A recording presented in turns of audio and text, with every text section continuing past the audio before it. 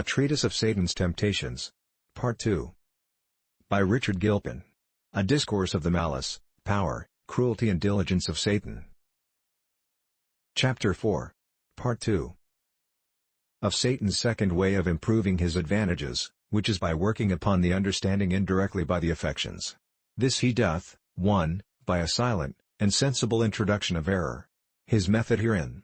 2. By entangling the affections with the external garb of error, a gorgeous dress, or affected plainness. And more. And still as they receded from the primitive purity, and became more careless and corrupt in their lives. For from good bishops they decline to, but tolerable archbishops, till at last they are become incurable Babylonians, so they departed gradually from the simplicity of the gospel, and abounded in contrivances of ceremonies. 3. Thirdly, in corrupting established truths.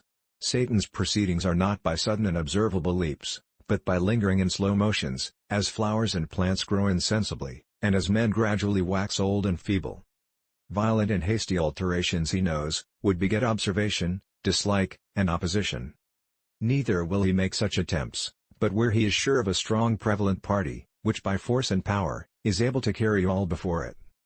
In this case he is willing to enforce error by fire and sword. Thus he propagated Mohammedanism at first, and still continueth to do so, by the conquering arms of the Turks. But where he hath not this advantage, he betakes himself to another course, and studieth to do his work, so that he may not be observed. The possibility of such a change, with the manner of effecting it, we may observe in many churches, that have declined from the doctrine which they at first received, but most of all in the church at Rome, which at first was a pure church, as the Apostle testifieth, but now so changed from the truths, upon which they were bottomed in their first constitution, as if she had not been the same church. They boast indeed that as they were at first, so they are now. But nothing is more evident than the contrary. And the possibility of their insensible corruption, is as demonstrable as the alteration of doctrine in any other church. The manifold ways that Satan takes in this matter, in the abuse of Scripture, by raising perverse interpretations and unnatural inferences, and the advantages of a long succession in authority. Of the negligence and ignorance of the common people. Of the crafty subtlety of the teachers, especially when religion began to be abused to secular interest, is described by Acondius and others. If we should single out any of their noted errors, and follow up the history of it to its first original, we shall find that whatever strong current it hath now gotten, it was very small and inconsiderable in the fountain. The invocation of saints, though it be now an established article among them, yet its first rise was from the unwary prosopopoeias of the ancients, and the liberty of their oratorical declamatory style.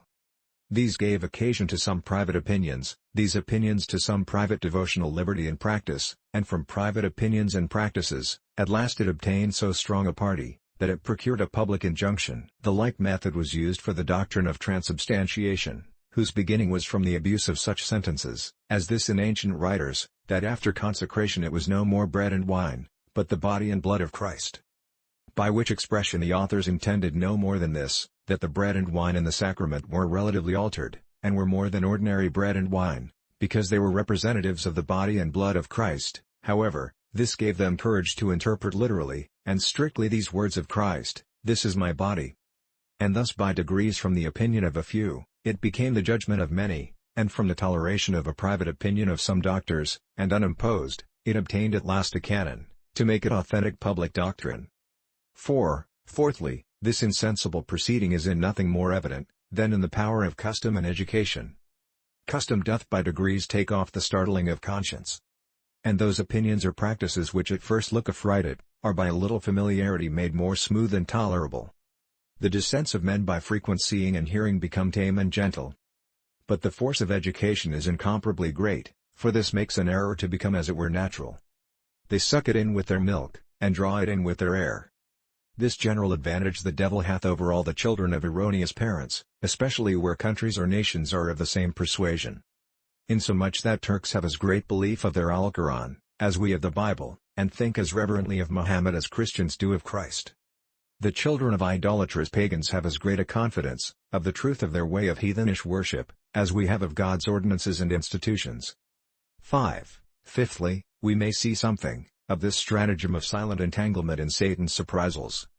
For sometimes he inveigles men at unawares, and engageth them in error, while they know not what they are doing. Weak heads cannot see the far end of a smooth-faced doctrine, and they usually embrace it by wholesale, for some particular that strikes upon their fancy, or gratifies their humor. If they read a book that hath some good things in it, or is affectionate, for the sake of these they swallow all the rest, though never so dangerous doctrine, without further examination. The like advantage he hath from actions that are bad or tolerable, according to the various respects, which they have to the ends or consequences that lie before them. For he frequently doth interest men, in an erroneous consequence, by concerning them in actions that lead that way. And having thus beguiled them into an evil mistake, instead of drawing their foot out of the snare, he pusheth them forward to maintain their ground, and to justify their proceedings. This was the case of some of the Corinthians, when the heathens had offered a sacrifice to an idol. Part of the sacrifice was reserved, and either sold at the shambles, or used in a feast, to which the heathens sometimes invited their Christian acquaintance or relations. Those that went, knowing that an idol was nothing, ate what was set before them, without any regard to the idol, and making no question for conscience' sake. By their example others that had not that knowledge, 1 Corinthians 8:7, were emboldened, not only to eat against their scruples and doubts of conscience, which is all that many interpreters think to be intended in that place, but also, as the words make probable, with some positive regard to the idol. So that by the examples of those that sat in the idol's temple, eating what was set before them as common meat, others misinterpreting their actions, proceeded to eat with a conscience of the idol, as if the idol had been something indeed, and deserving a conscientious regard. Not unlike to this was that art of Julian, mentioned by Sizomen, whereby he endeavored to twist something of paganism, with actions and things that were lawful or necessary. He caused the images of Mars and Mercury to be placed by his own, so that the respects that were paid to the emperor's picture, seemed to carry a concomitancy of reverence to those idols. He also, in prosecution of the same policy, caused their meats and drinks to be sprinkled or mixed with the lustral water, that so every one that used them might be inured, to give some regard to his idols.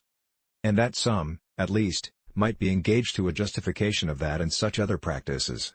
All these are but instances of Satan's silent insinuation, by which he secretly steals the affections, and through these taints the judgment. Next follows a second plot upon the affections, which is an endeavor to entangle them, by the external garb of error. In this he works by two contrary extremes, that he may the better prevail with men's different dispositions. 1. First, he sometimes clothes a false doctrine with the most pompous, gorgeous, delightful attire, that, like Solomon's harlot, it may entice those that are pleased, with the highest gratifications of the senses. I had decked my bed with coverings of tapestry, with fine linen of Egypt, etc. Most men that are given up to an animal life, cannot be pleased with any religion, but such as may most please the senses. They so disrelish the simplicity of the gospel, which is, notwithstanding, its particular mark and honor, 2 Corinthians 11:3, that they cannot persuade themselves, they do anything in religious worship, except they abound in costly ceremonious observances.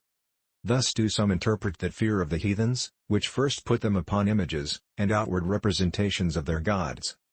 They were afraid they should not have any religion to their own satisfaction, except they proceeded in such a course, as might make their senses sure that they were doing something, primus in orbi Deo stim or fecit. Thanks.